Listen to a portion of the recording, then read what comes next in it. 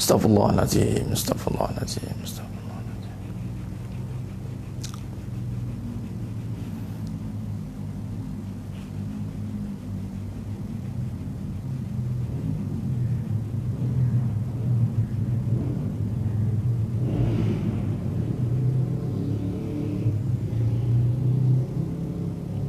Assalamualaikum warahmatullahi wabarakatuh.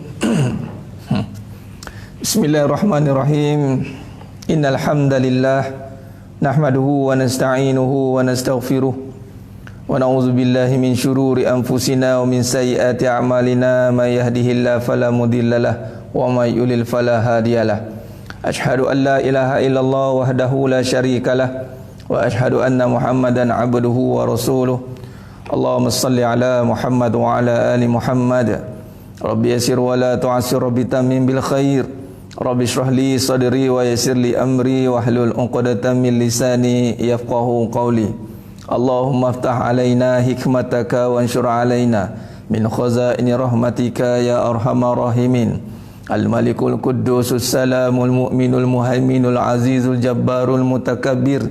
Subhanallahi amma yushrikun. Huwallahul Khaliqul Bari'ul Musawwiru lahul asmaul husna. Yusabbihu lahu ma fis samawati wal ard wa huwal azizul hakim.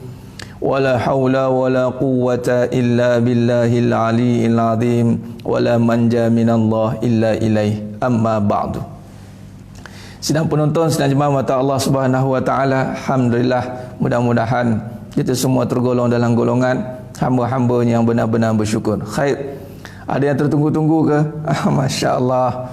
Minta maaf sebab tadi saya dah bersiaran di satu page lain, iaitu page Ustaz Farid Abu Aulia. Jadi saya nak cuba bersiaran di page itu sebab page itu baru dibuat. Jadi cuba nak imarahkan. Rupanya tak ramai yang dapat notification ya. Jadi saya bersiaran balik di personal lah, di mana tempat bermula, di mana tempat bermulanya live ini. Khair. Mana yang dapat, alhamdulillah, mungkin lepas ni kita akan pelan-pelan beransur ke page saya akan maklumkanlah nanti. Mungkin tadi saya tak maklumkan, mohon maaf kepada semua yang mungkin menanti kajian ilmunya pagi ini. Saya mohon maaf kerana tidak dimaklumkan terlebih awal. Khair, apapun alhamdulillah, insya-Allah kita masih diberikan peluang untuk bersama-sama kita berada dalam majlis ilmu secara online, bicara ilmiah kita, edisi khas Ramadan PKP, Perintah Kawalan Perasaan, dalam pengkhususan kajian tauhid dan tasawuf dalam menilai merungkai kehidupan ini, dalam tajuk yang kita adakan ataupun kita wujudkan secara khusus perbincangan kita sempena Ramadan ni, yakni Road to Jannah Back to Fitrah, ya. Road to Jannah Back to Fitrah. Dan saya yakin semuanya nak menuju ke syurga. Kalau ditanya seorang demi seorang, tak ada kerja gila orang mengatakan saya nak kena neraka. Wa na'udzubillah min zalik. Sejahat mana pun seseorang itu, banyak dosa macam mana pun seseorang itu, maka tiadalah dia mengatakan saya nak masuk neraka. Tak ada. Wah, imam iblis pun tak nak sebenarnya. Sebab neraka ni apa? Neraka ni satu tempatnya azab. Inna azabi lasyadid. Azab ku amat pedih. Inna azabi lasyadid. Neraka ni amat pedih. Subhanallah, masya-Allah. Pedihnya neraka ni. Nak tahu gambaran neraka ni, kalau nak digambarkan secara fikiran tidak tergambar. Kalau tengok secara fikiran tidak tergambar, tapi kalau baca dengan iman, masya Allah, dia boleh digambarkan tentang keadaan kesakitan yang tiada berkesudahan. Bayangkan, saya boleh ambil tamsil dalam bab iman ni, pengajian bab iman, bab gaib.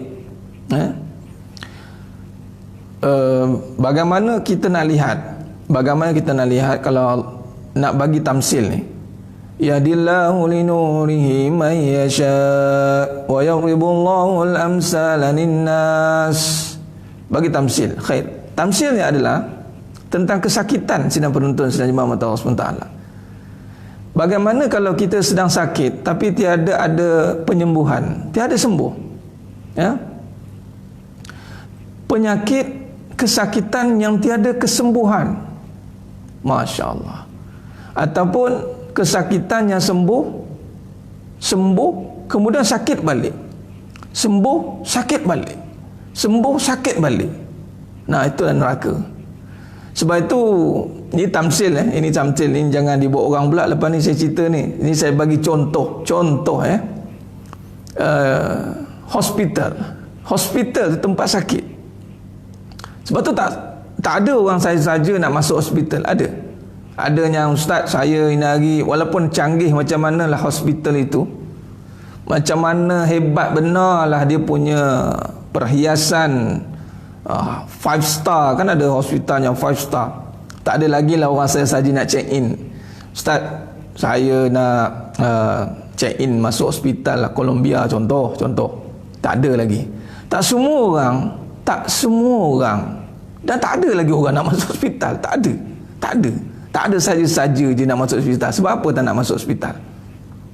Sebab sakit. Digambarkan tempat kesakitan.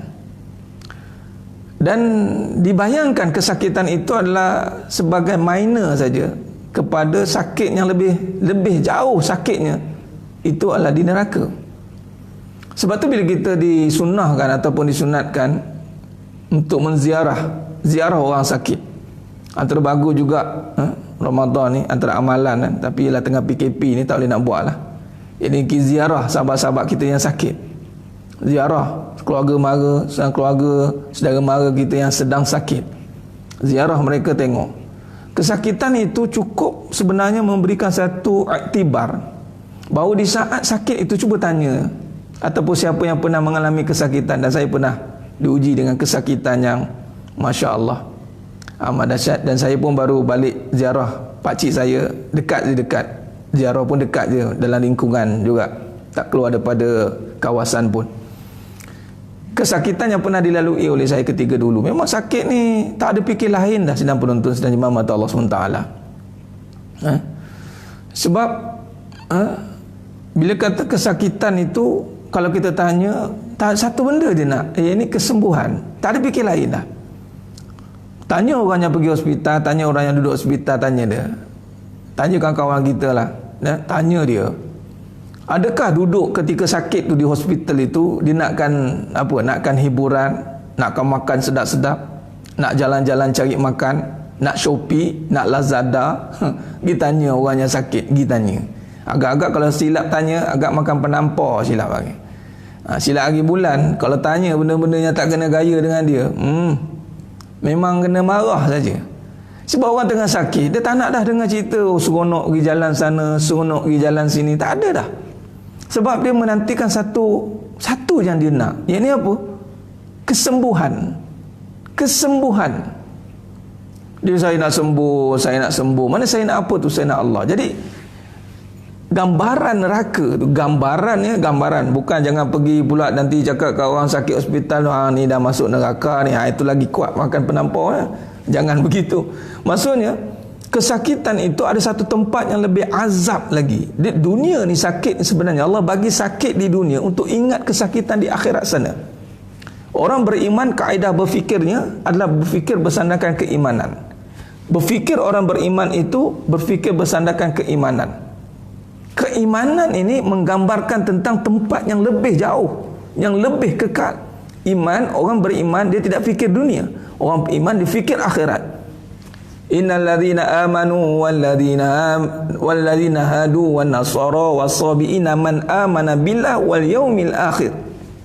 Man amana billah wal yaumil akhir. Orang beriman itu dia tidak ada cerita wal yaumid dunia, tak ada.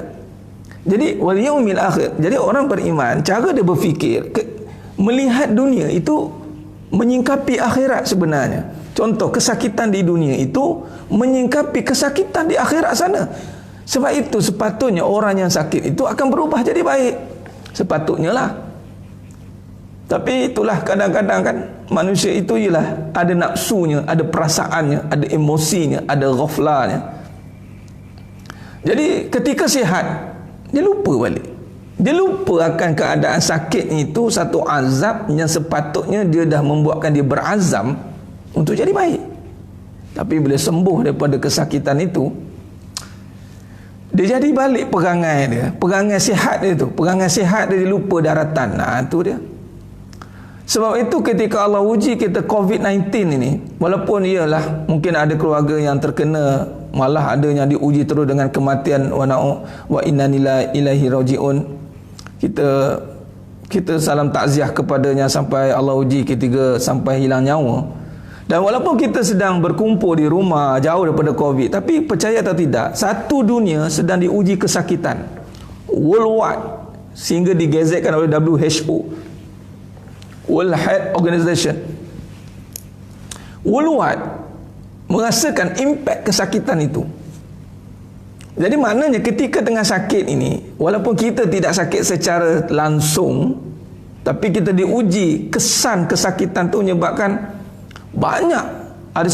Saya baca satu artikel itu di Singapura, satu usahawan minyak, oil and gas, billionaire Singapura, Muflis, apa dah nama syarikat dia, oil, saya lupa nama syarikat, lupa nak ambil, tapi dia tulis satu syarikat Singapura gergasi, billionaire Istiham Muflis. Bayangkan kesan kesakitan itu. Sepatutnya cukup untuk menyedarkan kita bahawa dalam saat kesakitan itu kita akan ingat satu tempat yang lebih menyakitkan. Itulah dia, neraka. Ya, setiap kesakitan itu Nabi kata menggugurkan dosanya.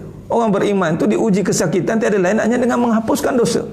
Demam ke, walaupun termasuk selumbar dalam jari, kata Nabi sallallahu alaihi wasallam, itu ya memang menghapuskan dosa. Tiada satu kesakitan yang menimpa orang beriman itu melainkan Allah gantikannya dengan pahala penghapus dosa, ya. Jadi sedang menuntun, sedang jemaah mata Allah Subhanahu wa taala. Hari-hari tanya ibu dah dengar ke ceramah Ustaz Farid? Alhamdulillah, terima kasih. Yang mula, ya bagus. Ajak sama-sama, yang ada suami dengar sekali, yang ada isteri dengar sekali, yang ada isteri dengar sekali semua. Jadi memang untuk sesuai dituntun oleh semua lapisan masyarakat. Ya. Baik. Jadi itulah bila kata menuju ke syurga, opponent daripada syurga itu neraka. Tapi kata Ibrahim Adham rahimahullah ta'ala, seorang wali Allah, dia sangat hairan, katanya, aku sangat hairan di saat ketika mulutnya takut neraka tapi perbuatannya adalah ahli neraka. Ini kita telah sentuh pada awal perbincangan kita dulu. Di saat kita mengatakan kita nak pergi ke satu destinasi, kalau kita fokus kita nak pergi ke satu destinasi, contoh kita nak pergi ke Kedah, kita dari Kuala Lumpur nak pergi ke Kedah, sudah pasti persiapan itu seperti pergi ke Kedah. Lagi-lagi pula kalau nak pergi bercuti, nak pergi ke mana? Ni sekarang tak boleh lah bercuti, PKP. Ataupun paling mudah nak pergi umrah. Pun umrah sekarang tengah hanging lagi. Masya Allah, ujian Allah Ta'ala. Khair. Tempat sesuatu destinasi itu akan memberikan kita persiapan. Destinasi yang kita nak tuju itu sepatutnya reflect persiapan kita. Kalau nak pergi umrah, persiapannya umrah. Kalau nak pergi melancong, persiapannya melancong. Kalau nak pergi ke tempat-tempat yang tertentu, maka persiapannya mengikut kadar tempat tertentu. Tiba-tiba kita nak pergi ke syurga, tapi persiapannya ke neraka. Ini cannot brain. Ini tak masuk akal. Ataupun memang kita nak pergi ke neraka, kita menempah nak pergi ke neraka. Kata Nabi SAW kan dalam hadis yang kita dah sentuh sebelum ini, iaitu semua umatku, kullu ummatin yadkhulul jannah, semua umatku akan masuk syurga, subhanallah, kecuali siapanya? Abah, yang enggan. Illa abah. Kata sahabat, siapa yang abah? Ya Rasul, ada ke yang tak nak masuk syurga? Ada, yang abah. Yang ini apa? Yang menderhakai baginda Nabi SAW. Derhaka pada Nabi SAW. Apa maksud derhaka pada Nabi SAW? Yang tak nak ikut suruhan Nabi. Malah suruhan Nabi itu adalah bertepatan dengan suruhan Allah. Jadi sepatutnya kita jelas. Kita nak road to jannah, kita terima je lah. Ustaz, saya tak layak nak masuk syurga. Layak tak layak itu kerja Allah. Bukan kita yang menghukum diri kita, apatah lagi nak menghukum orang lain. Nah, insyaAllah saya memang nak mai Penang bersama Syekh Sofian. Ada dalam ni tengah watching. Mai itu hari kita dah set dah untuk kita punya daulah. Jauhlah kita kembara sebelum nak PKP tu hari. Ada 6 tempat. Tapi Allah tak izinkan buat masa sekarang. Mungkin lepas ni insyaAllah. Jadi berbalik kita perbincangan kita. Maknanya, bagaimana sikap kita sebenarnya menyingkapi soal layak tak layak bukan urusan kita. Malah kita nak menghukum orang layak tak layak syurga jauh sekali. Jangan sampai kita menghukum, belajar bab hukum orang. Tak boleh. Tapi tidaklah membuatkan kita tidak boleh menegur. Beza ya, menegur dan menghukum. Itu satu perkara yang sangat beza. Menghukum ni menjatuhkan keputusan. Oh, dia ni neraka, itu keputusan. Itu Al-Hakim. Itu yakni Allah sahaja yang akan menghukum seseorang itu syurga atau neraka. Tapi menegur itu kena. Menegur kena. Malah kaedah kita ini adalah tegur menegur. Kuntum khaira ummatin ukhrijat linnas ta'muruna bil ma'ruf wa tanhauna 'anil munkar wa tu'minuna billah. Macam contoh pagi ini. Kuliah kita ni berkisah tentang tegur menegur, nasihat menasihati, ingat mengingati, agar kita tidak termasuk dalam golongan yang pergi ke neraka tadi. Tegur kena tegur, hukum tidak. Tegur contoh dengan banyak siri perbincangan kita. Rupa-rupanya cara fikir kita, cara perbuatan kita, malah dalam hati kita ini rupanya menuju ke neraka. Wa na'udzubillah min zalik. Nah, menuju ke neraka. Jadi kena tegur. Kena tegur. Contoh, bila kata nak road to jannah, tetapi membawa keduniaan. Apabila ada sifat keduniaan, itu sifat ahli neraka. Kerana Allah tidak nak dunia. Allah tak nak bawa balik dunia. Allah tak nak. Allah bagi dunia bukan suruh bawa balik dunia. Allah bagi kita dunia supaya kita ini melakukan kebaikan di dunia. Ayyukum ahsanu amalan. Yang Allah nak kita bawa balik itu adalah kebaikan. Tetapi malang sekali, amatlah malang sekali, kebaikan yang kita lakukan itu bercampur aduk dengan dunia. Amatlah malang sekali. Kerana itulah kita menekankan perbincangan, kenapa boleh bercampur aduk dengan dunia, Ustaz? Kerana padanya itu tidak ikhlas. Tidak ikhlas.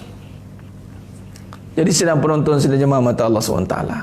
Jadi maknanya di sini, tegur menegur kerja manusia benar, hukum menghukum itu kerja Allah. Mimpi masuk syurga, ya tafadhal mashkura, silakan nak bermimpi.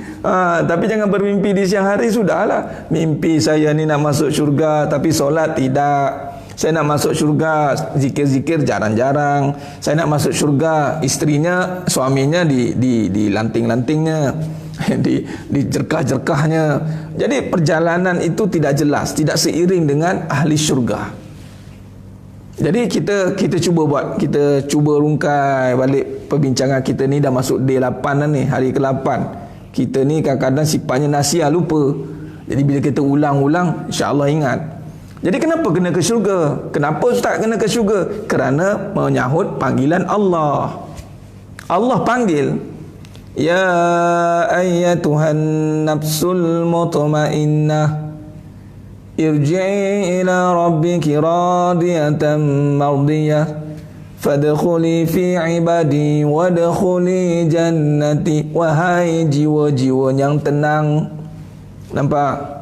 Jadi menyahut panggilan Allah. Allah panggil. Jadi surah Al-Fajr ayat 24 tu sampai habis ilal akhir tu menjawab ciri, yakni nak ke syurga itu cirinya itu jiwanya itu kena bersih.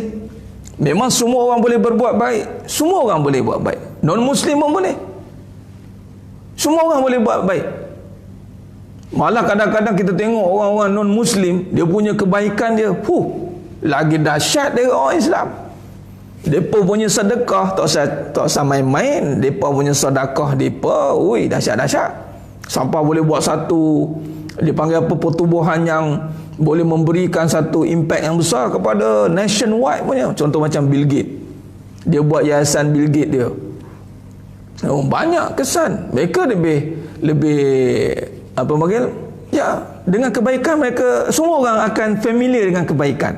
Contoh apa nama pemain bola seorang tu. Saya terbaca juga ketika orang baca lalu kat wall. Depa punya gaji 1.88 juta seminggu. Gaji seminggu 1.88 juta, sebulan darab. Mana dekat 5 juta gaji dia sebulan. Dia kata dia menghabiskan, antaranya adalah dia memberi makan kepada 100 orang fakir miskin. Nampak? Orang kafir bukan orang Islam. Jadi maknanya semua orang boleh buat baik, tetapi kebaikan itu tak semua diterima oleh Allah. Alhamdulillah. Tak semua. Sebab apa? Sebabnya nak ditekankan di dalam kebaikan itu adalah berbuat benar di dalam kebaikan. Kita nak buat kebenaran, kita nak berada di dalam kebenaran. Kerana asas kepada kebaikan itu, sebelum kita nak ataupun ketika kita sedang melakukan kebaikan, itu pastikan kita sudah berada dalam kebenaran. Nampak? Ketika benar Uncle Kentang, dahsyat dia punya. Kita tak terfikir kadang-kadang, tak terdaya kita nak buat macam tu. Tapi maknanya kebaikan jangan cepat terkesan terbuai dengan kebaikan. Jangan lalai dengan kebaikan hanya bersifat perbuatan. Ronaldo Cristiano mungkin ialah kot 1.88 juta gaji seminggu. Cannot breed. Jadi maknanya tidak semua kebaikan itu diterima oleh Allah. Fitrah manusia memang akan kembali kepada kebaikan. Semua fitrah manusia memang nak buat baik, semua. Tapi ada fitrah yang lebih dalam daripada itu, iaitu ketika berjumpa dengan Allah. Itu fitrah. Iaitu fitrah yang sebenar itu adalah kembali kepada Allah. Iaitu ketika kita melakukan kebaikan, yang kita rasa, yang kita nampak, semalam kita dah sentuh dalam bab, ada juga kita sentuh dalam bab ihsan, iaitu kita merasakan kebaikan itu milik Allah. Dan inilah perbahasan ikhlas. Dan ikhlas ini hanya ada pada orang beriman. Al-muslimu wa huwal mu'minun.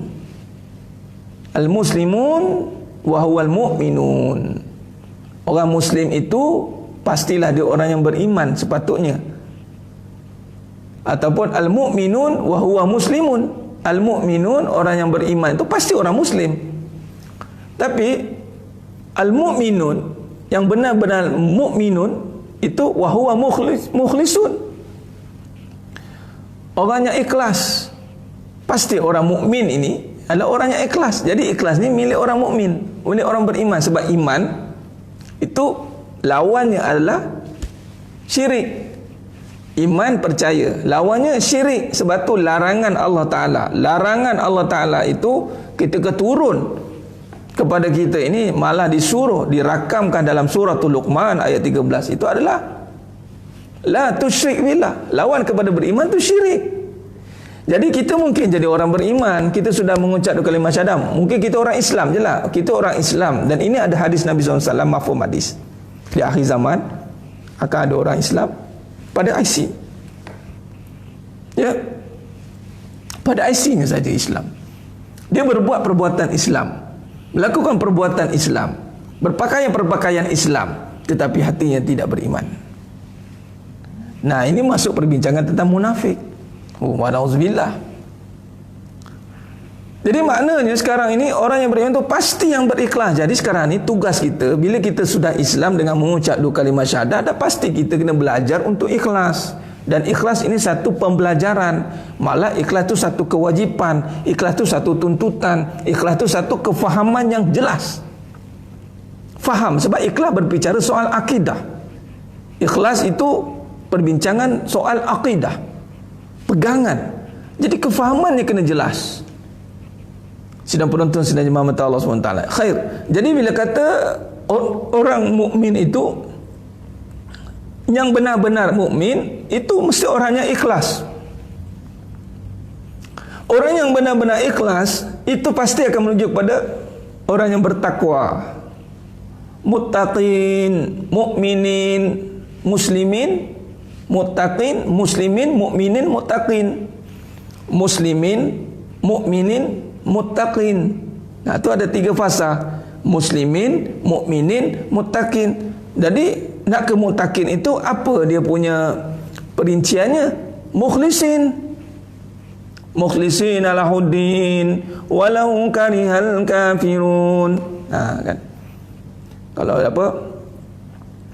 Nanti apa nama, insya-Allah Allah izinkan kita bertakbir raya lagi kan, Aidil Fitri nanti kita akan bacalah. Bagaimana perjalanan menjadi muttaqin itu mesti didasari dengan mukhlisin. Itu hati. Hati orang yang mukhlisin ini, hati orang yang ikhlas, hatinya tenang. Hatinya tenang. Bila kata hatinya tenang, maka secara tidak langsung dia akan membentuk jiwanya tunduk kepada Allah Subhanahu wa taala. Orang yang tenang saja yang boleh sujud kepada Allah. Selagi dia tidak mencapai ketenangan dalam hidupnya, maka dia tidak mampu tunduk dan patuh kepada Allah SWT. Sebab apa? Sebab jiwa yang tenang itu lawannya jiwanya resah. Resah ni aba, enggan, menentang, aba. Jadi kenapa penentangan ni berlaku? Kerana inilah jadi persoalan besar kita, iaitu adanya sifat-sifat ananiyah, keakuan. Jadi antara perkara yang saya tekankan pada pagi ini adalah kita nak mendalami lagi, menanggalkan sifat keakuan itu. Itulah jalan membina keikhlasan.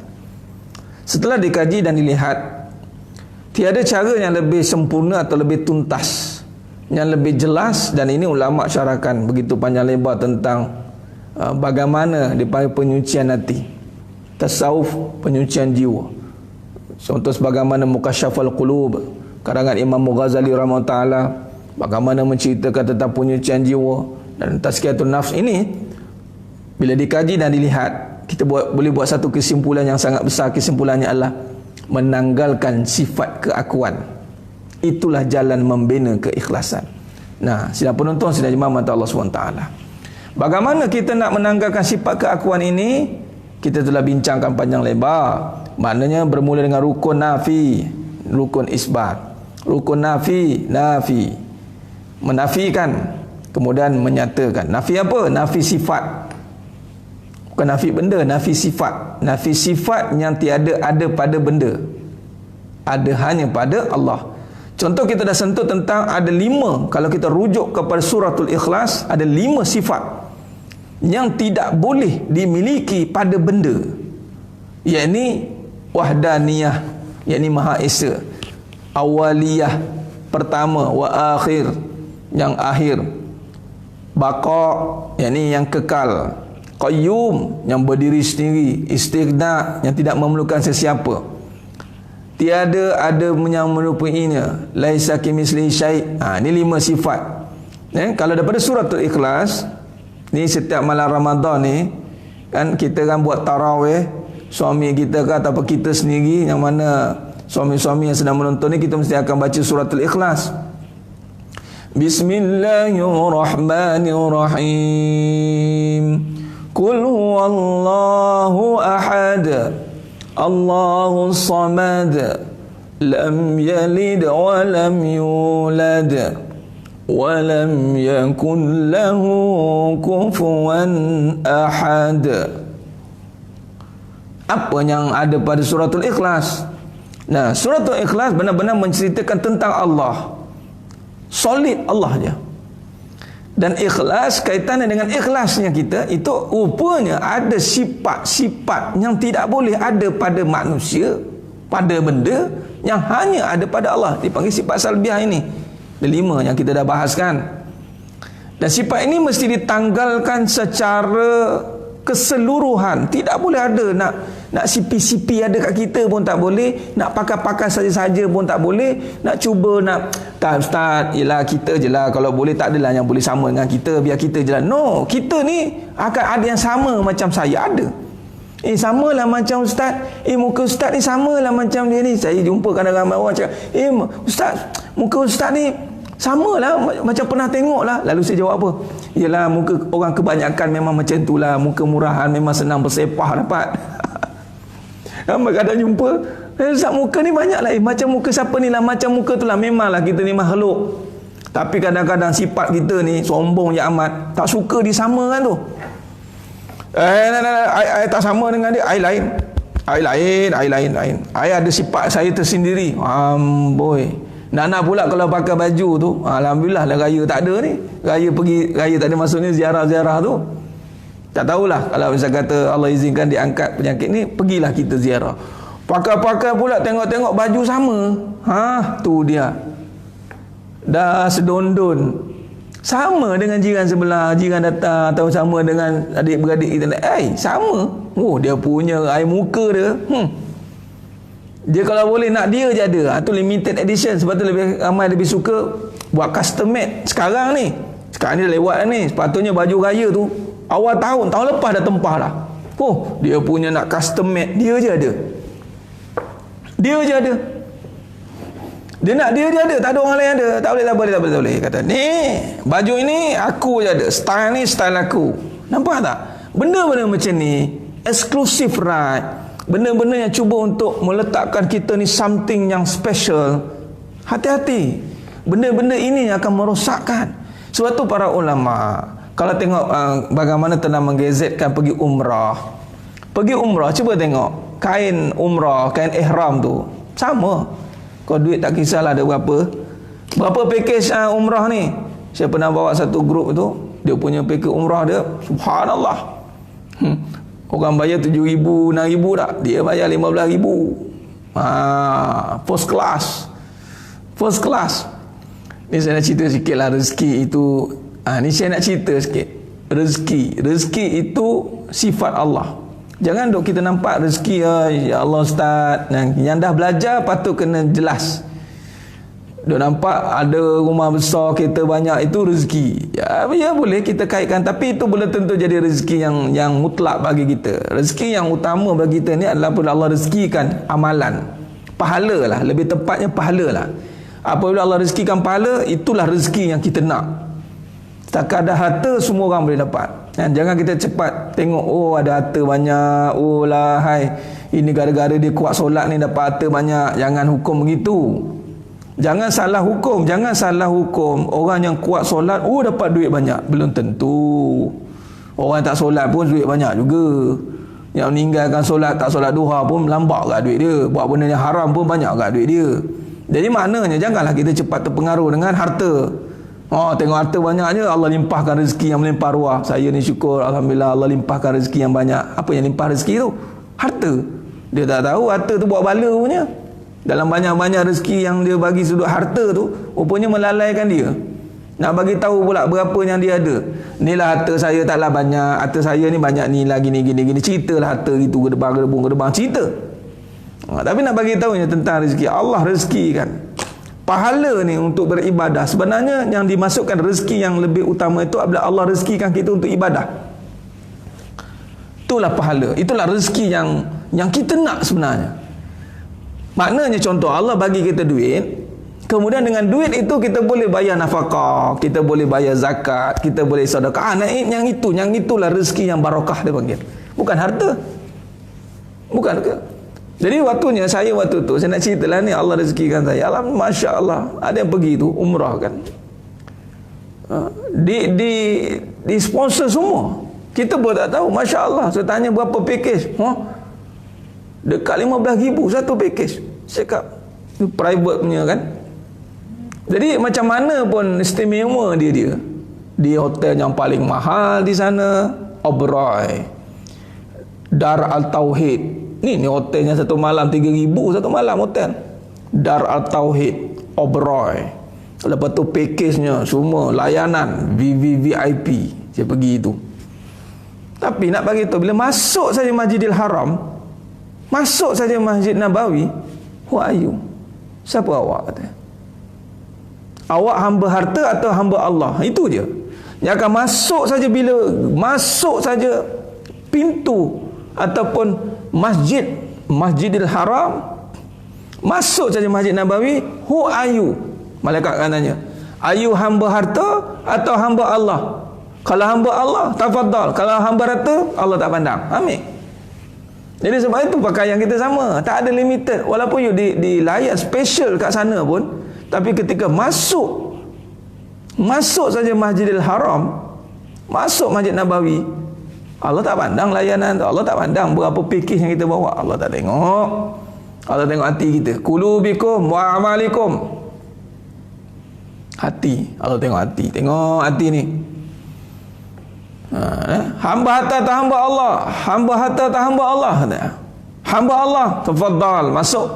Hamba harta, dapat penat je lah. Dapat popular je lah. Hamba harta kalau pergi umrah, pergi haji, dapat popular juga. Dia dipandang popular juga. Kalau boleh pergi umrah, pergi haji tu, tak nak ada orang kenal. Tak nak ada, kau boleh menyelinap tu. Kalau boleh, dekat situlah masanya untuk kita menyendiri. Ini tak. Dekat sana juga kena cari manusia. Ya Rabbi, ya Allah, payahnya manusia kalau dah berada pada dengan manusia. Ingat, kalau hamba harta apa cirinya? Dipuja, dipuji, dimuliakan. Patutnya masuk Masjidil Haram, masuk Masjid Nabawi, yang dipuji itu hanya Allah. Yang dimuliakan itu adalah Nabi sallallahu alaihi wasallam. Yang dimuliakan itu adalah Nabi sallallahu alaihi wasallam. Yang dimuliakan itu Allah. Allah wa Muhammad. Tak ada muliakan diri dah. Tak ada. Baju putih, kain ihram sama, berebut-rebut, berimpit sama. Tak ada dah kita ni. Saya ni package VIP. Ada tak laluan khas saya? Allah kata, who are you? Nak sekarang ni. Tu tukang cuci Masjidil Haram. Waktu kita pergi umrah dulu, kita nampak dia tukang cuci. Yelah, sedikit sebanyak, walaupun kita boleh muliakan dia, kita nampak bagusnya tukang cuci. Tapi pandangan mata kepala kita ni selalu nampak tukang cuci katanya. Tapi tengok, tukang cuci itulah yang Allah muliakan sekarang. Boleh solat jemaah dengan Imam Sudais. Belakang imam tu, sebaris dengan masyayikh ni. Allahu Akbar. Tukang cuci. Kalau ikutkan tukang cuci, mana dapat tempat kan? Ya, tukang cuci. Tengok. Ya. Bagaimana Allah muliakan? Allah muliakan mana profession. Ni semua tak sempena hari pekerja ni. Hari pekerja sedunia. Saya nak seru satu di hari pekerja sedunia ni. Bekerjalah dengan Allah. Bekerjalah kerana Allah. Khalas. Anda akan dimuliakan dunia akhirat. Carilah jalan. Yang mana mengaji tu bolehlah faham apa nak bekerja dengan Allah tu maknanya apa.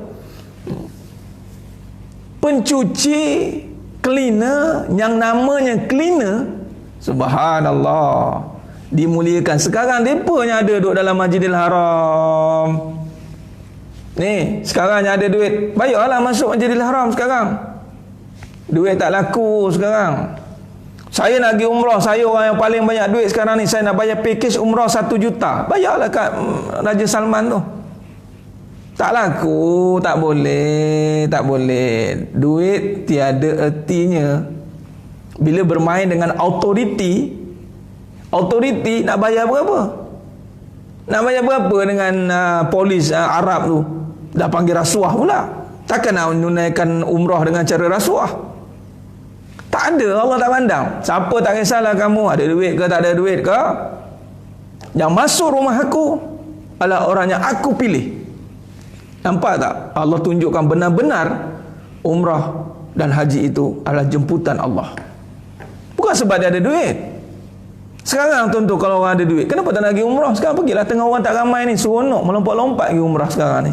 Pergi Hajar Aswad, boleh cium-cium dah. Orang tengah tak ada orang sekarang. Orang tengah tak ada, pergilah. Tak boleh. Allah tak kasih, Allah kata. Maknanya sekarang bukan dengan duit. Maka inilah antaranya apabila kebaikan itu bercampur aduk dengan harta. Kebaikan itu melihatkan hanya kebaikan itu pada harta, habis. Tidak ada kira sidang penonton, sidang jemaah mata Allah SWT. Cuba mana yang ada sekarang ni, ada kapasiti yang keluar-keluar main suka-suka hati keluar, mana boleh, duit tak laku sekarang. Siapa pun langgar perintah kena saman. Contoh, kena ambil tindakan lah. Pergi nak cross border pun tak boleh. Bayarlah, berapa nak bayar pergi Mekah, berapa nak bayar, kalau betul duit lah, tak ada. Sebab itu sidang penonton, sidang jemaah mata Allah SWT, tidak ada yang menyerupai itu. Sifat yang kelima, laisa kamitslihi syai', tidak boleh kena ada exclusive right. Sebab itu biar kita ni sama, biar kita dilayan sama je lebih baik. Ini ustaz tak apa, it's okay. Itulah Nabi SAW. Nabi SAW, Masya Allah, kepribadian beliau ni boleh masuk pada semua level. Kita sekarang boleh masuk semua level. Kita boleh masuk dengan orang kita tidak suka, kita boleh masuk dengan budak-budak, kita boleh masuk dengan orang gila, kita boleh masuk dengan orang yang membenci kita, kita boleh masuk dengan orang muda, orang tua. Itulah Nabi SAW. All level, all rounder, Nabi boleh duduk. Nabi pernah duduk dengan orang gila, makan steady, mari duduk. Nabi pernah ketika disuap makan, dihina, okey, Nabi suap juga. Nabi juga duduk dengan pembesar-pembesar, okey, macam biasa, tak perlu dilayan ya, tak perlu dianggap sebagai pembesar yang besar, tak ada. Sehingga kan Sayyidina Umar Khattab radhiyallahu anhu melihat Nabi SAW tidur atas tikar jerami, berbelak-belak belakangnya. Nabi kata, it's okay, saya alih bahasa lah, it's okay, kan kita ada syurga, kenapa nak dibimbangkan keadaan dunia. Jadi sidang penonton, sidang jemaah mata Allah SWT. Jadi sekarang ini ada 5 sifat ini tidak boleh ada. Tidak boleh ada pada diri kita. Tidak boleh. Rumusnya itu. Maknanya lawan kepada iman itu syirik. Maknanya syirik itu lawannya ikhlas. Syirik itu ikhlas lah. Maknanya syirik paling kecil itu riya. Kita ambil yang syirik paling kecil ni, belum cerita syirik yang besar-besar ni. Mana kalau kita lihat syirik yang kecil ini pun dah boleh menyebabkan runtuhnya amalan kita, apatah lagi syirik-syirik yang besar. Jadi maknanya ikhlas. Maka ikhlas ni menanggalkan keakuan yang ada pada diri kita ini, sejauh mana, sesusah mana kita semua sidang penonton yang dimata Allah SWT berusaha untuk menanggalkan keakuan I am the best, I am the only one, aku je lah yang ada benda ni, aku lah yang layak disayangi, aku saja. Selagi mana kita masih ada sifat itu, selagi itu kita jauh dengan keikhlasan. Selagi mana kita hari ini jauh daripada perhatian Allah, mana kita dekat dengan perhatian makhluk, selagi itulah kita jauh daripada keikhlasan. Sebab tu sidang penonton, sidang jemaah mata Allah SWT, sebab tu kita kena tahu 5 sifat ini, sifat salbiah ini kita kena tahu dan kita kena hadam. Kita kena kita kena hadamkan dia. Hadamkan sifat ini. Jangan jadi yang pertama, jangan jadi yang tunggal. Jangan, sebab sifat ini tidak boleh ada pada makhluk, tidak boleh. Sifat ini, suratul ikhlas, itu hanya untuk Allah. Bila kita cerita tentang ibadahnya ikhlas, itu maknanya untuk Allah. Ibadahnya ikhlas, kata Imam Mufudai rahimahullah ta'ala, amalan ibadah yang hanya semata-mata untuk Allah. Tak boleh lain. Malah kita dah sentuh dalam bagaimana hak Allah Ta'ala ke atas hamba-hambanya itu adalah tidak menyekutukan dia.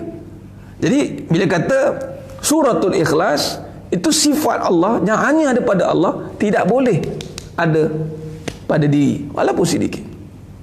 Tak boleh. Jadi tidak boleh ada tunggal, tidak boleh ada yang pertama, tidak boleh ada yang terakhir, tidak boleh ada yang kekal. Anda mau kekal cantik? Anda mau kekal cantik? Anda mau kekal sihat? Biasa tak guna perkataan kekal. Walaupun dia hanya perkataan, tapi saya tak langsung, kita ni akan lupa daratan. Orang yang nak kekal cantik, dia lupa daratan. Malah kalau dia cantik, Allah jadikan cantik, lupa daratan dia. Anda nak kekal cantik, macam-macam obat dia makan tu. Kalau boleh dia telan ubat-ubat dengan tong drum ubat sekali dia boleh telan. Sebab nak kekal punya pasal. Kekal itu milik Allah. Baqa, kekal. Jadi tak ada satu punya kekal. Kullu fan, semuanya binasa. Kalau orangnya mukanya cantik, Allah bagi cantik, ingatlah satu masa akan berkedut, akan hancur. Kalau tidak hancur pun satu masa akan luka ke apa ke, Allah boleh buat. Allah boleh buat. Sebab cantik tu milik Allah. Innallaha jamil wa yuhibbul jamal. Allah tu maha cantik, suka kepada kecantikan. Jadi orang yang Allah bagi muka ada cantik. Semua orang cantik, tapi ada orang lebihkan cantik sikit. Jangan perasan cantik. Jangan duk tayang menayang sana. Kata tengok aku, tengok. Mentang-mentang lah ada rupa sikit, dia jadikan dia bahan untuk jadikan tarikan. Sila sampai boleh buat sumber pendapatan tu sebab muka cantik, jadi modal. Jangan main-main. Ni sumber pendapatan saya ustaz, muka ni lah cari makan, muka cari makan orang panggil. Baru Allah bagi lebih sikit, dah lupa manusia ni. Jadi ini kena dipahatkan dalam hati kita, kena dipahat, ditanamkan. Dan selagi mana kita masih ada sifat-sifat ini, selagi itu kita akan diuji oleh Allah Ta'ala. Selagi mana ada sifat keakuan dalam diri, selagi itu Allah uji. Allah, kalau Allah nak pilih seseorang itu, dibersihkan hatinya. Inilah namanya mujahadah. Ustaz, kenapa saya kena begini? Kerana nak dibersihkan hatinya. Mungkin sebab kita tak tahu, kita tak boleh hukum orang itu hatinya ada sifat-sifat begini, tak boleh. Cuma bila kita bagi tahu, kita ajar, ulama-ulama mengajar sifat-sifat hati, itu supaya kita sendiri yang mengesan dalam diri kita ini ada sifat-sifat itu.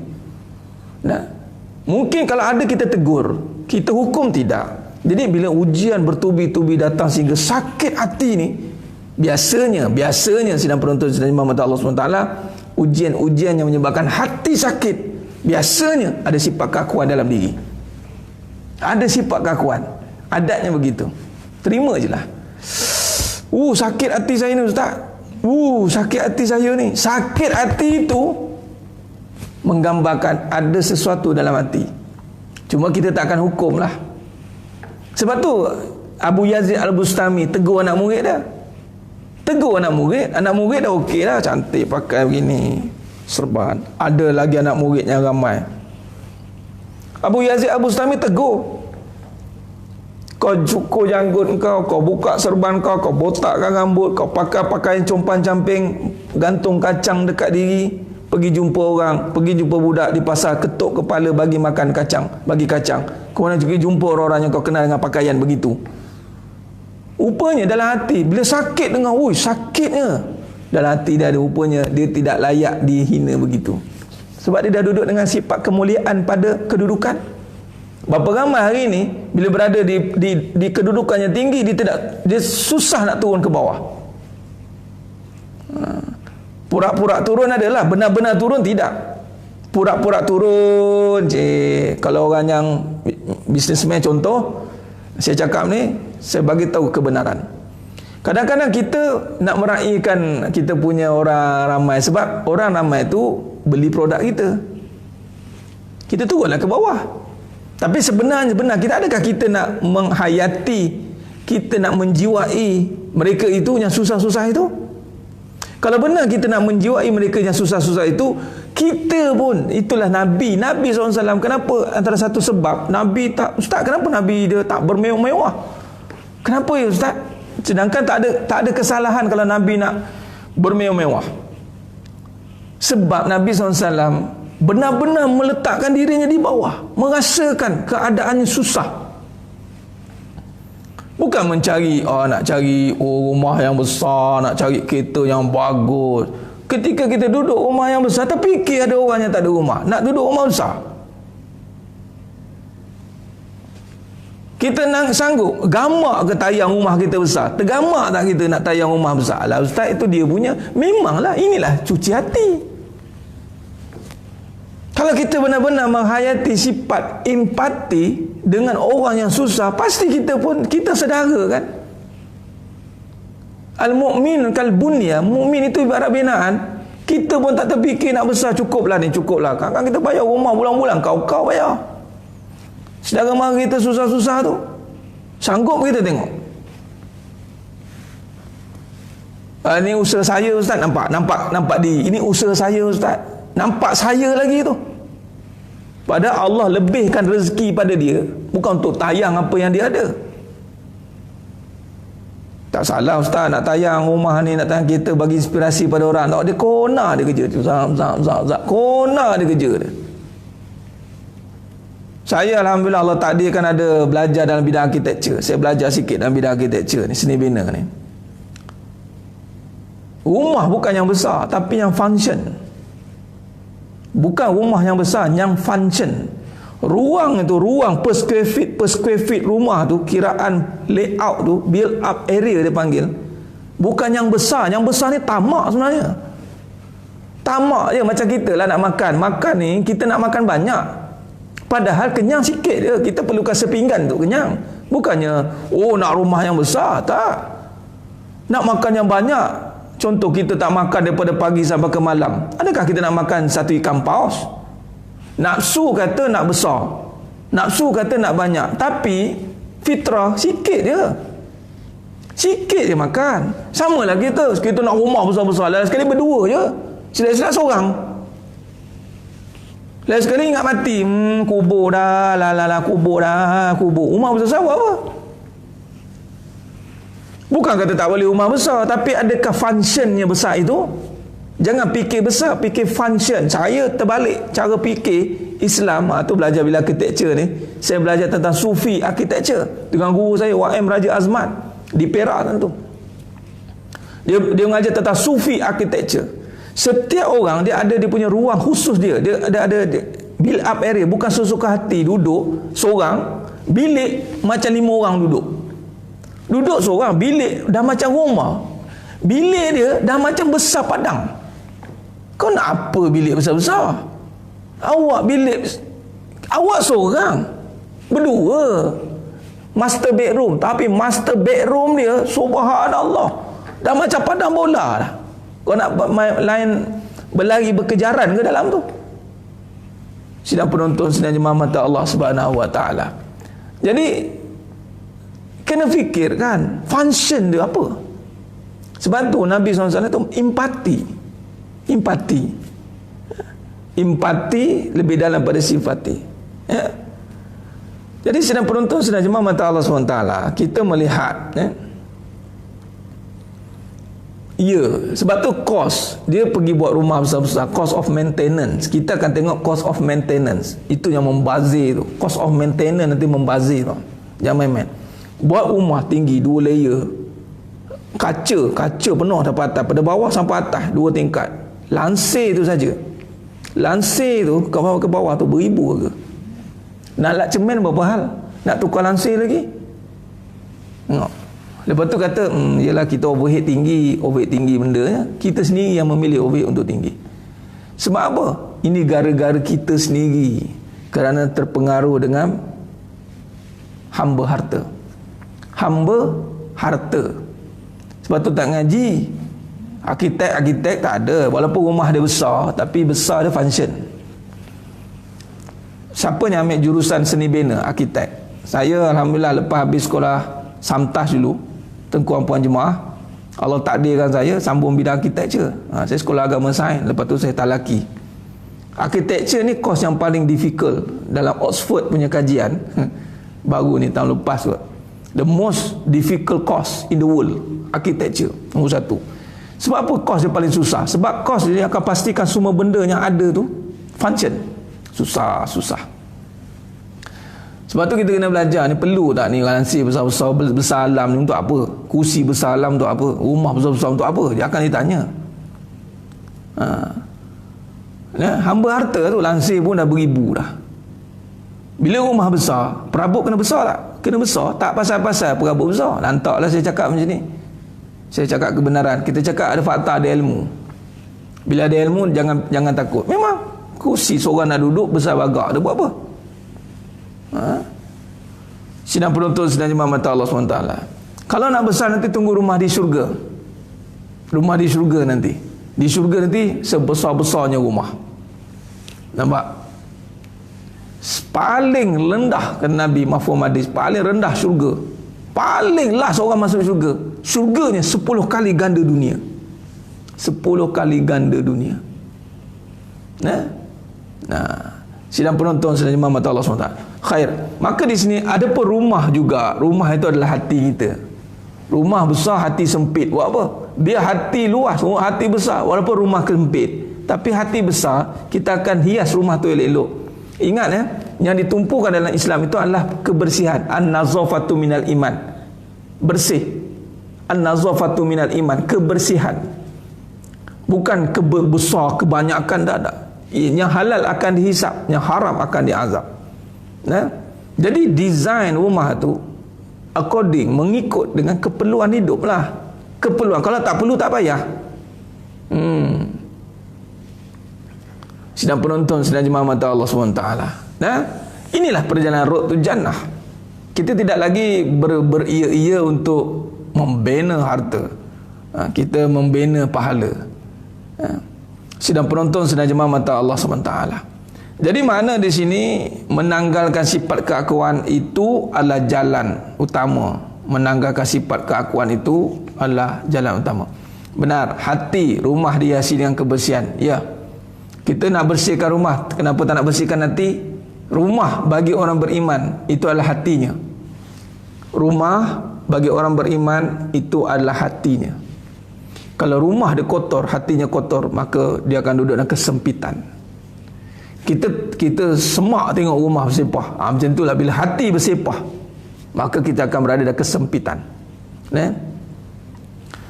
Ya benar Tuan Hamzah. Tuan Hamzah, rumah sekarang bangga, rumah besar. Tunjuk pula tu. Oh, 3 tingkat. Orang yang ada ilmu, dia tak terliu. Arkitek-arkitek, orang malawan, dia tak terliu rumah besar. Dia fikir maintenance. Dia fikir maintenance terus.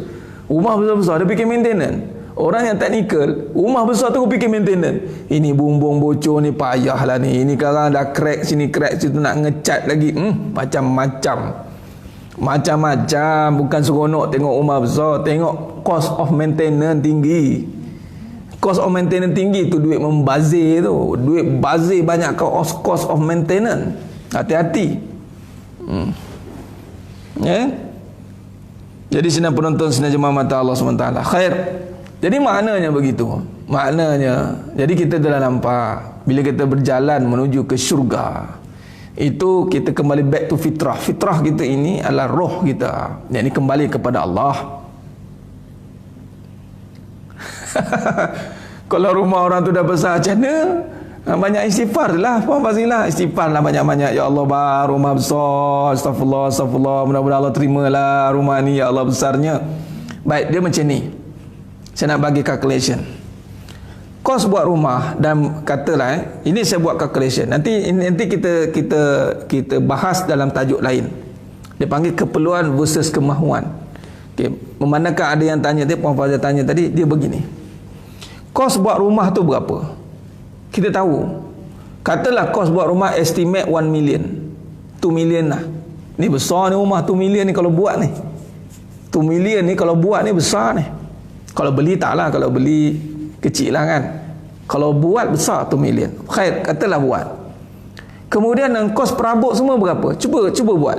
Hasibu, kata Sayyidina Umar Khattab radhiyallahu an. Hasibu qabla anta tuhasabu. Cuba listkan berapa kos perabot beli. Ni pun tasking ulang kaji. Apa ni panggil kerja rumah. Semalam saya dah bagi kan, kerja rumah suruh hantar lagu dekat suami isteri, hantar kat suami hantar kat isteri. Dah buat tak? Ada yang buat?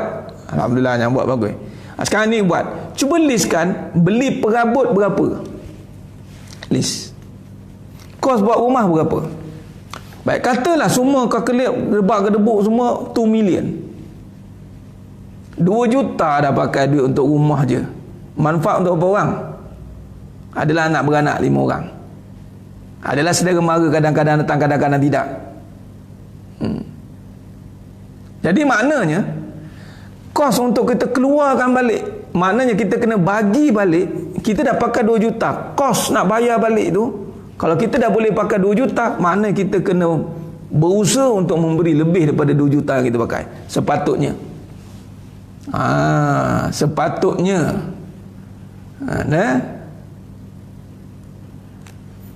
Oh belum. Buat didik isteri nanti saya akan buat slot khas nanti. Tuan Muhammad Adi, saya akan cerita tentang cara mendidik isteri. Dalam slot khas nanti saya akan cerita cara mendidik isteri. Benar Tuan Jeffrey Syawal, Nabi sebenarnya kaya, dan itu sebenarnya kaya. Kaya ni maknanya tidak memerlukan kebendaan, harta. Duduk sekadar rumah yang diperlukan. Nabi SAW ada baitul mal. Kayanya Nabi adalah kuat memberi. Memberinya Nabi sehingga Nabi ada baitul mal. Nabi buat baitul mal. Harta-harta ghanimah, rampasan peperangan, ghanimah al-ghuswah, peperangan. Nabi menang setiap peperangan, ada harta Allah dan Rasul 1/3. Nabi ada share dalam setiap peperangan. Bukan sikit-sikit. Bila perang menang, takluk negeri, takluk negara. Jadi 1/3 daripada rampasan peperangan itu, malah kalau boleh menumbangkan sesebuah kerajaan itu, maka 1/3 milik Allah dan Rasul. Maka Nabi buat baitul mal. Baitul mal. Jadi baitul mal. Nabi tak buat sebab keperluannya lebih banyak kepada baitul mal. Jadi sedang penonton, sedang jemaah mata Allah SWT. Jadi maknanya, berbalik tadi kalau rumah dah besar, dia kena ikut kos semua. Jadi maknanya berapa nak bagi? Berapa nak bagi balik kepada ummah? Kena kira, timbang tara. Sebab tu maknanya sekarang ni tengah ada mula nak menampak-nampak, nak membina kehidupan, pastikan berapa yang sendiri pakai untuk keluarga, semua tu kena timbang tara balik. Adakah berbaloi dengan apa yang kita nak bagi ke jalan agama? Dia kena kira. Sidang penonton, sidang jemaah mata Allah Subhanahu wa taala. Khair. Jadi costing melibatkan kos, sebab halal akan dihisap, haram akan diazab. Jadi antara orang yang persiapkan dirinya untuk ke jannah, dia akan mula berkira-kira dengan harta. Bukan untuk pahala tau, berkira-kira dengan harta ni untuk apa ni? Ini berbaloi tak aku beli ni? Ini untuk apa ni? Dia akan rigid dengan harta. Sebab harta ni, tak semua harta memberi manfaat pada dia.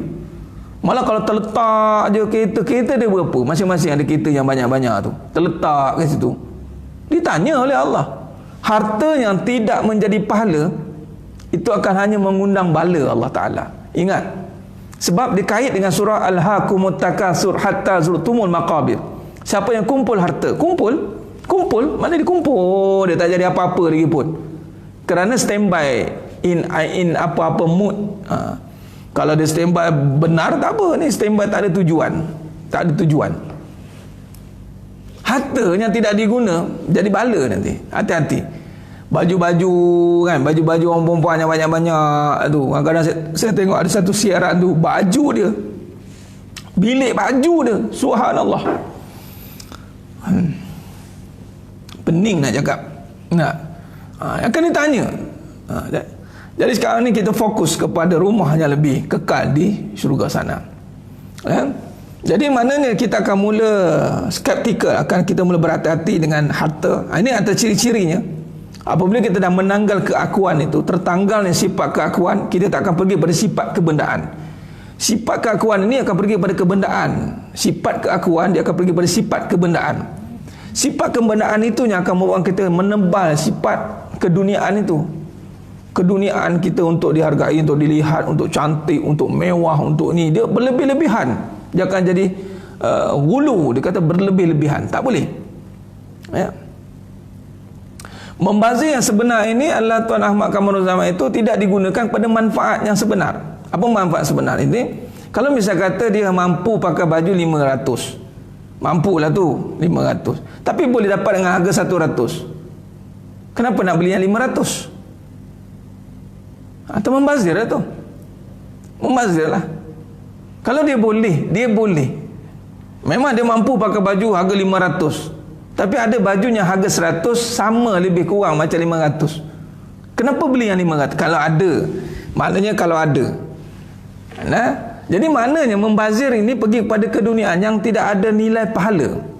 Kalau benda tu ada pahala, itu tadi kira membazir. Dan berbeza pula. Kalau betul baju itu untuk betul-betul untuk pahala, ni yakin ni untuk pahala, ya. Untuk apa ni? Untuk sedekah ni. Sedekah kat siapa ni? Kat imam, untuk imam. Imam ni, imam tarawih malam ni. Imam tarawih malam ni, syukurlah isteri-isteri dapat imam tarawih yang boleh dicium tangannya. Sebelum ni imam tarawih susah nak cium tangan. Jadi imam tarawih dah cium tangan. Ni baju ni untuk imam tarawih ni, beli yang paling mahal. Tak apa, itu tak kira membazir. Selagi mana jalannya itu untuk agama, tak kira membazir. Sebab tu malah agama ni pula high class. Daripada ikhlas tu high class, dia kena bahagian yang paling baik untuk agama. Tapi kalau hanya pakai untuk diri saja, untuk diri, untuk dia punya membazir ni, dia berkisar tentang manfaat ramai, manfaat banyak dan manfaat sedikit.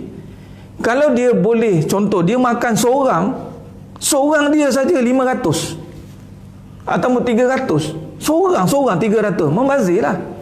Tapi kalau 300 makan 10 orang, okey lah tu, taklah membazir. Jadi maknanya manfaat sedikit. Kalau contoh makan 5 orang dekat 700, 5 orang 700, tu ya makan apa 5 orang sampai 700. Nah, pertimbangan itu kena pandai timbang. Tapi kalau 700 itu untuk sedekah, ya silakan. Jadi maknanya di sini, salah itu ya akan diazab. Kalau salah guna, dia akan diazab. Selesa tidak, selesa bukan mewah. Kalau selesa tidak bermaksud bermewah-mewah. Nak selesa, pakailah. Kata nak beli kereta, mampu beli kereta sekali satu, nak beli kereta Ferrari, pakailah. Soalnya sekarang, rezeki lebih itu adakah kita gunakan lebih juga untuk jalan dakwah? Nak pakai kereta Ferrari, pakai satu. Pakai Ferrari tak pakai. Saya ada lebih Ustaz rezeki, saya nak pakai kereta Ferrari, selesa, yang paling selesa dengan saya kereta Ferrari, pakai. Soalannya, dari segi sedekah ni sama tak dengan pakai kereta Ferrari ni? Kalau pakai Ferrari ni boleh untuk dia 1.2 juta, untuk agama berapa? Untuk agama nak bagi berapa? Untuk agama ni kita ikut berapa yang perlu lah Ustaz. 100,000 pun lagi banyak dah tu untuk agama. Letih dah tu. Kalau untuk agama mula dia fikir-fikir. Kalau untuk diri, tak apa, untuk selesa apalah sangat untuk diri, kita dah penat-penat untuk diri. Tapi untuk agama, itu saya cakap tadi, bila ada Allah rezekikan lebih. Rezeki lebih, ingat, bukan harta saja tuan. Ini kena ubah. Bukan rezeki ni, bukan rezeki lebih dah harta dah.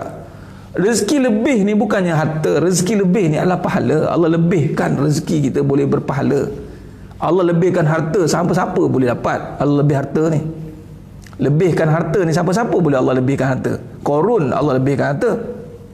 Tapi rezeki dia lebih tak? Dah. Rezeki dia Allah had setakat tu je. Sebab apa? Dia tak boleh nak berpahala. Jadi rezeki lebih ni kita kena divert ke pahala. Kita kena divert ke pahala.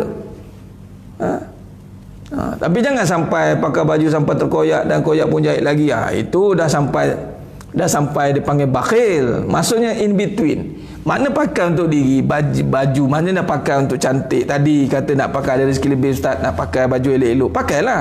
Tapi masalahnya sekarang, jangan sampai kita menjadikan itu sebagai kita punya premium item. Kita panggil mula diri kita mula dah selesa dengan kebendaan itu. Sebab kebiasaannya dia akan selesa dengan kebendaan. Dia akan selesa dengan kebendaan. Bukan kata suruh pakai compan camping, yang koyak pun pakai juga, tidak. Maksudnya kita gunakan.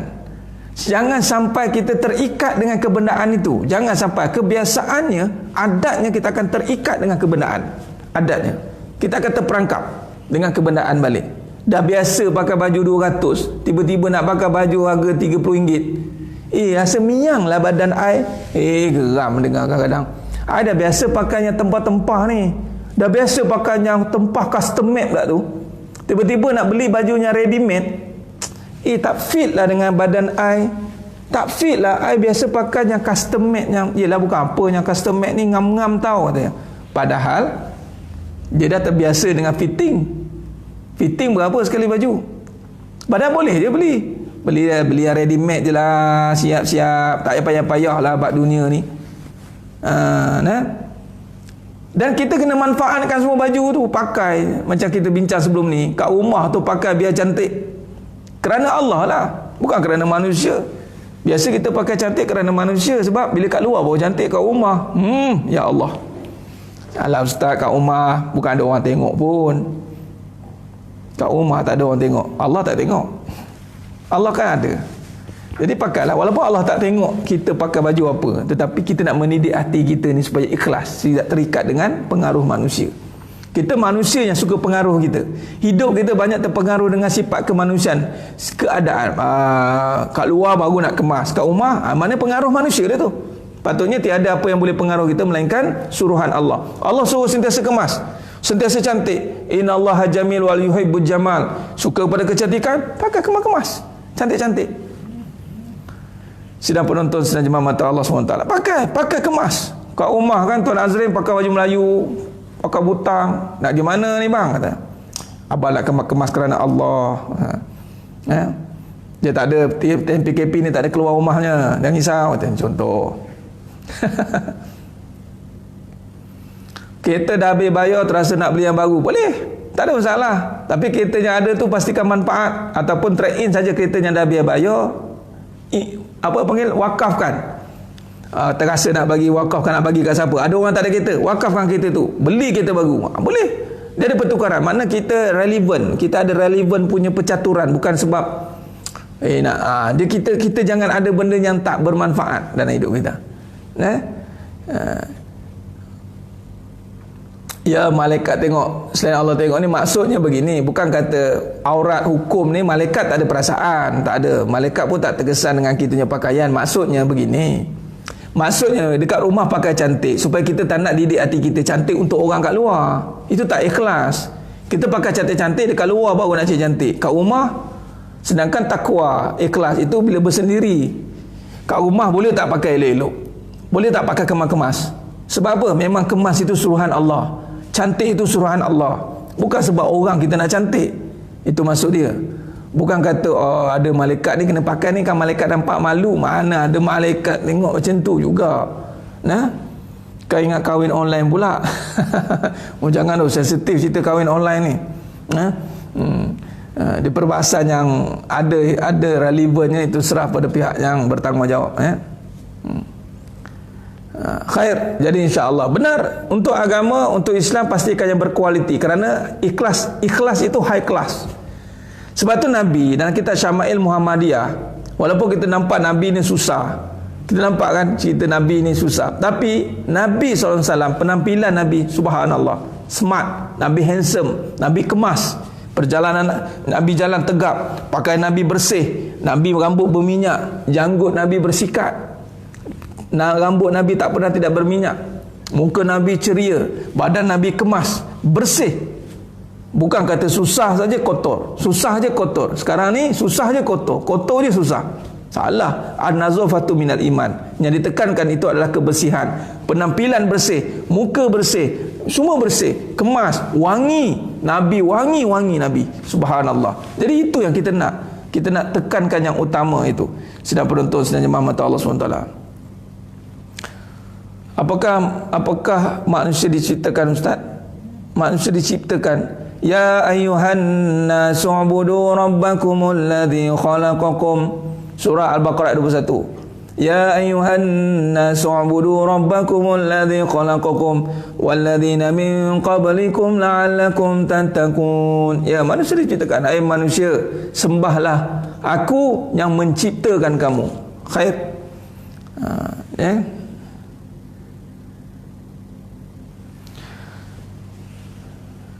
Sidang penonton, sidang jemaah mata Allah SWT.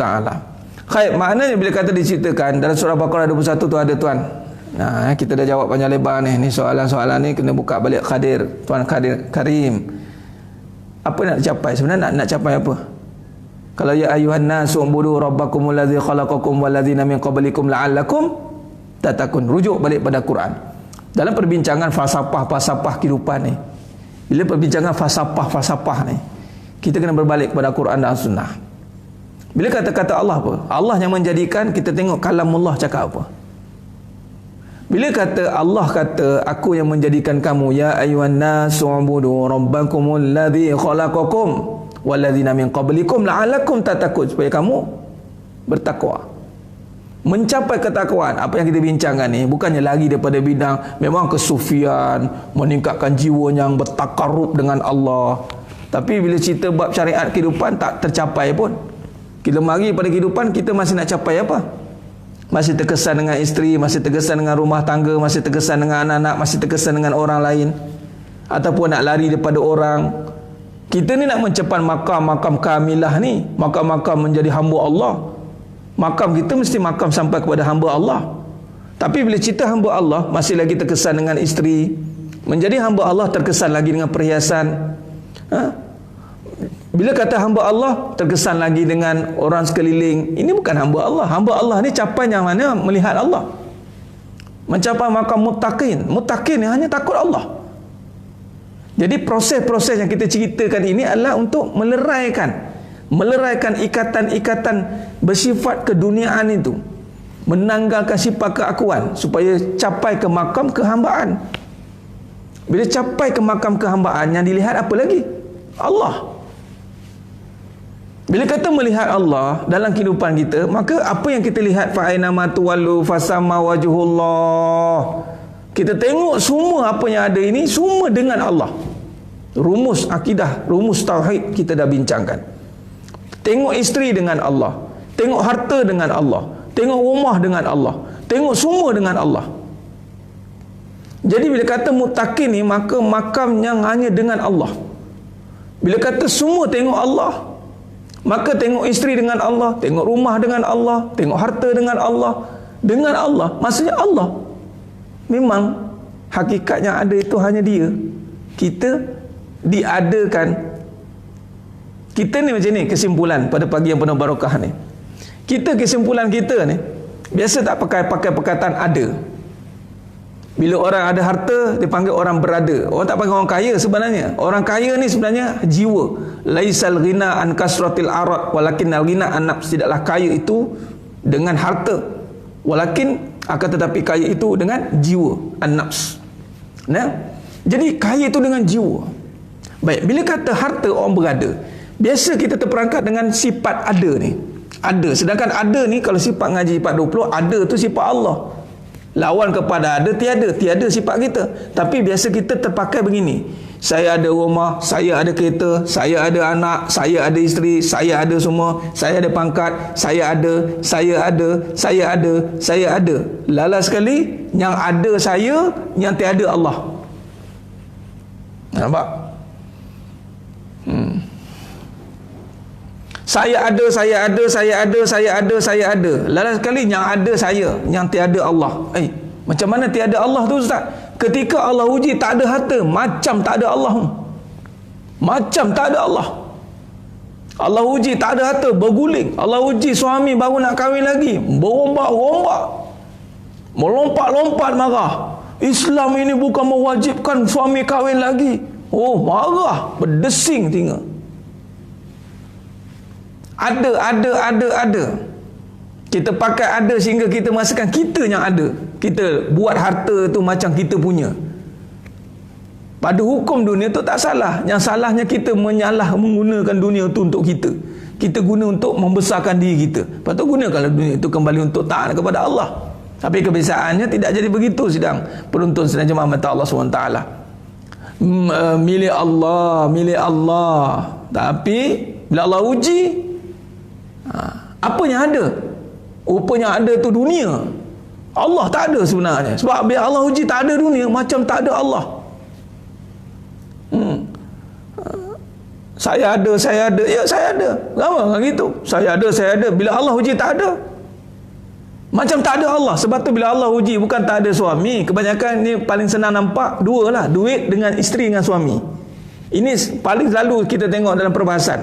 Orang tak ada duit, dia hilang. Bila dia tak ada iman, macam tak ada Allah, habis. Hidup saya gelap Ustaz. Hidup saya dah tak ada apa-apa dah. Baru tak ada duit. Tapi macam tak ada dunia tu, macam tak ada semua dah. Suami tak ada lah. Ingatkan suami tak ada mana? Suami kahwin lagi. Dia punya tak ada tu. Habis Ustaz, hidup saya 20 tahun saya bina, runtuh semuanya. Lah, apa yang tak ada? Suami saya kahwin lagi, baru tak ada suami. Allah ada tidak? Kalau Allah ada, tak ada perangai macam tu. Orang yang ada Allah, dia takkan perangai macam tu. Sebab dia terpakai ada tadi. Sepatutnya kita tak boleh pakai sifat ada. Kita hanya diadakan. Kita dah bincang dah. Allah adakan suami untuk saya, Allah adakan anak untuk saya, Allah adakan duit untuk saya, Allah adakan harta untuk saya, Allah adakan, Allah adakan, Allah adakan, Allah adakan, Allah adakan. Ketika Allah adakan, yang ada hanya Allah, bukan kita. Bila yang ada hanya Allah, pakailah yang ada itu dengan cara yang Allah nak. Pakailah suami itu dengan caranya Allah nak, bukan memiliki suami. Pakai suami itu betul-betul. Apa maksud pakai? Gunakan, alatkan suami untuk mendapat pahala. Pakai isteri itu betul-betul. Pakai isteri itu untuk didik dia jadi isteri soleha. Pakai harta itu betul-betul. Pakai harta itu untuk buat pahala. Bukan memiliki harta, memiliki suami, memiliki. Maka datang sifat keakuan. Sifat keakuan membesar dalam diri. Ya Tuan Nur Zihan, Allah yang mukit. Dalam sebut-sebut Allah yang mukit itu bukan hanya sebutan, tapi Allah nak uji. Adakah kita benar duduk dalam sebutan itu datang dari iman? Nanti kita akan masuk perbahasan Asmaul Husna. Kita akan masuk lepas ni perbahasan bagaimana menyingkapi nama-nama yang terpuji Allah. Sebab dalam perbahasan Asmaul Husna ini bukan dengan sebutan-sebutan Allah ya Kabir, Allah ya Bari, Allah ya Mukit. Dia bukan dengan sebutan, dia dengan penghayatan. Sebab Allah tak minta di sini. Iman itu bukan sekadar di sini, tapi meresapnya di sini. Bila meresap di sini, dia diterjemahkan dengan perbuatan, bukan dengan sebutan. Sebutan kita dah lafaz dengan asyhadu alla ilaha illallah wa asyhadu anna Muhammadar Rasulullah. Kita dah sebut di sini. Adapun dalam doa kita boleh meminta dengan nama-nama Allah. Tapi dalam kehidupan tolong terjemahkan nama-nama Allah itu. Kita akan sentuh dalam perbahasan ini pada sesi yang akan datang, insya-Allah. Khair. Jadi saya rasa cukup setakat itu. Terima kasih banyak sidang penonton sedang jemaah mata Allah SWT. Jadi mudah-mudahan Allah berkati kita semua, Allah berkati kita semua, dan kita berada di hari Jumaat yang penuh barakah, Yaumul Jum'ah Sayyidul Ayyam. Jadi perbanyakkan selawat dan salam kepada junjungan mulia Nabi Muhammad sallallahu alaihi wasallam. Innallaha wa malaikatahu yusalluna 'alan nabi ya ayyuhallazina amanu sallu 'alaihi wa sallimu taslima. Jadi insya-Allah, jadi perbanyakkan selawat dan salam kata junjungan mulia Nabi Muhammad sallallahu alaihi wasallam. Khair. Jadi memandangkan ini pada hari Jumaat, selayaknya kita muji-muji Nabi SAW. Lalu saya tergerak nak sharekan lirik tentang Nabi SAW, lagunya Isabella tu. Lagu Isabella yang saya kata versi Nabi SAW. Nah,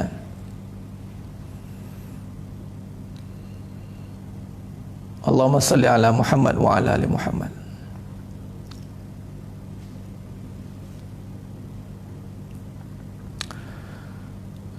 Ya, saya akan war-warkan nanti di mana, insya-Allah saya akan war-warkan live kita di mana nanti.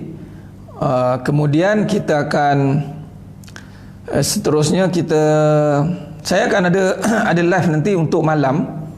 Bantu saya imarahkan page. Nanti saya share surah At-Taqwa Puncak Jalil. Saya akan buat kuliah moreh pukul 10 malam. Adakah yang nak bersama dengan saya kalau pukul 10 malam? Boleh? Boleh.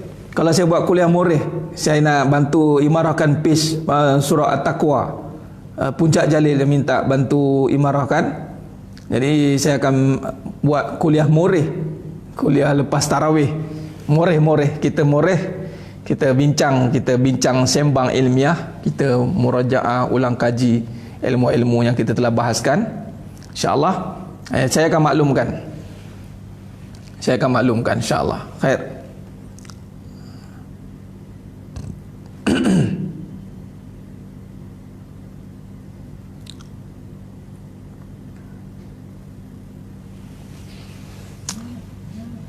Saya cuba nak ingat liriknya. Lirik Nabi itu tentang Nabi SAW. Fit daripada Isabella. Sebelum ni saya dah cinta-cinta itu bukan di mata. Yang ini fit dengan Isabella.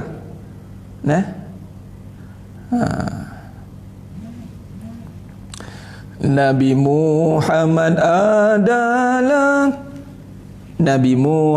adalah kekasih Allah yang mulia, hadirmu bawa cahaya, membimbing kita ke jalannya, gelap jadi terang, jiwa menjadi tenang, mengajak manusia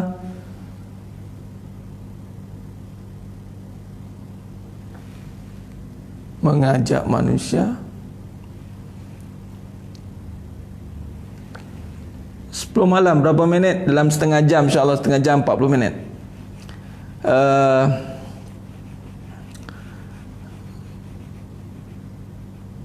InsyaAllah malam, ya.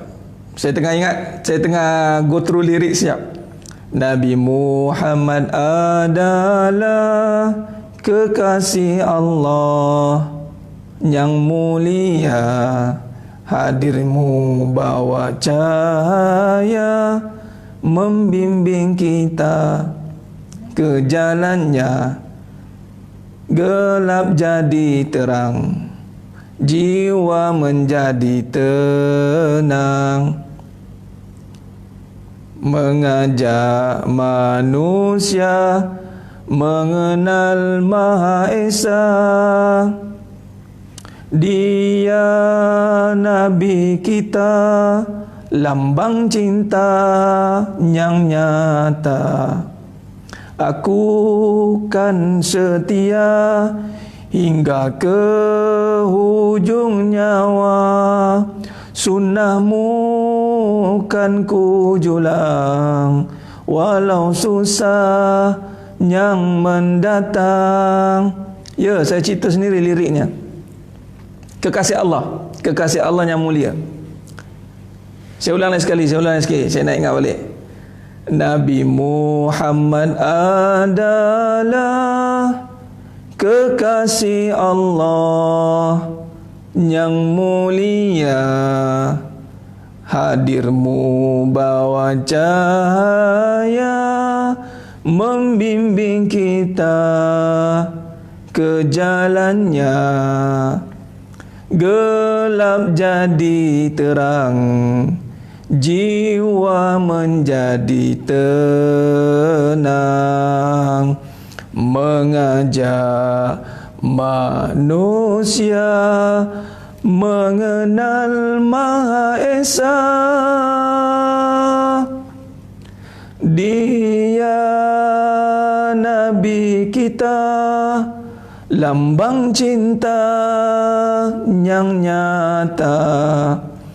Aku kan setia hingga ke hujung nyawa, sunnahmu kan ku julang, walau susah yang mendatang. Itu dia.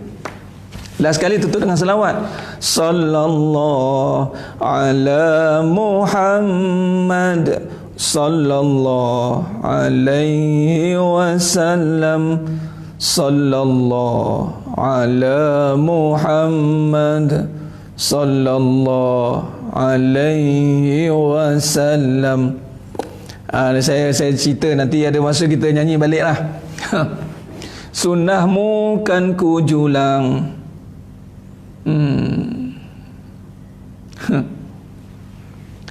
Ajarkan bab tauhid, insya-Allah, insya-Allah. Puan Syima Kamra, saya dah sentuh bab akidah ni dalam siri-siri, boleh rujuk pada YouTube saya nanti. Ada saya sentuh dalam, memang asas kepada tauhid dan tasawuf dalam kehidupan, insya-Allah. Khair. Jadi nanti kita review balik lagu tu. Siapa ada sempat salin? Ada sempat salin. Kita review balik tentang Nabi Sabila. Oh, ada sempat salin. Masya Allah. Cuba tengok. Ada. Okey. Nabi Muhammad adalah kekasih Allah yang mulia, hadirmu bawa cahaya, membimbing kita ke jalannya. Ni Nabi Muhammad adalah kekasih Allah yang mulia, hadirmu bawa cahaya, membimbing kita ke jalannya. Gelap jadi terang, jiwa menjadi tenang, mengajak manusia mengenal Maha Esa. Dia Nabi kita, lambang cinta yang nyata. lambang cinta yang nyata. Nanti saya tulislah balik lirik dia. Aku kan setia hingga ke hujung nyawa.